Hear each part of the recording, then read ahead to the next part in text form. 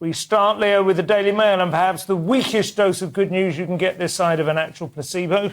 Yeah, so Britain will avoid a recession this year, but it will still feel like one for households struggling with the cost of living, according to a think tank. So this is better news than the other week the IMF said that Britain's going to have a recession. It's going to be the worst performing economy in the G7. And now these people, the National Institute of Economic and Social Research, say that we're not going to have a recession. Which is actually, funny enough, is short for nicer. Nicer. You pronounce that. Oh, yeah. Appropriate. I pronounce it Neezer. Yeah, no, it's nicer. They give Neezer you nicer Mother news. Brown. But yeah, so 7 million UK households won't earn enough to cover all their planned energy and food bills over the coming year.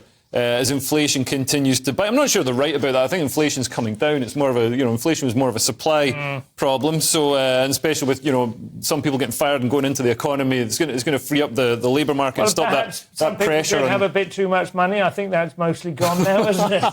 Well, that's the most Thatcherite thing I've ever heard you say. People had too much money. Going to take it off, snatch that milk out their hands, Simon. The last few months have certainly rebalanced that problem. Yeah. What do you think? Yeah, I'm not sure whether to be confident. I mean, we'll avoid a recession, but it'll still feel like one. It's like saying you won't be sexually assaulted, but it'll feel like you have been. Yeah. Is it any better? It's a sort of philosophical question. But the argument here is between whether we'll actually have a recession or whether we'll have growth or not, but it'll still feel like, because of inflation, it'll still feel like we haven't. So it's kind of academic to me anyway. The Bank of England is more pessimistic, but even the optimistic version is it'll still feel like we've had a recession. But they do, I mean, obviously, market sentiment and consumer sentiment, very important. We had, I don't know, you were a young man, but the feel-good factor was discussed a lot in the early years of the Blair administration. He came in and he timed it perfectly because actually Ken Clarke had got the economy pretty square and he inherited a good time, and immediately everyone just started feeling great, spending lots of money. It became a very virtuous circle. But you do kind of get that at the peak of like a boom, and then the business cycle. We all understand you go back into recession.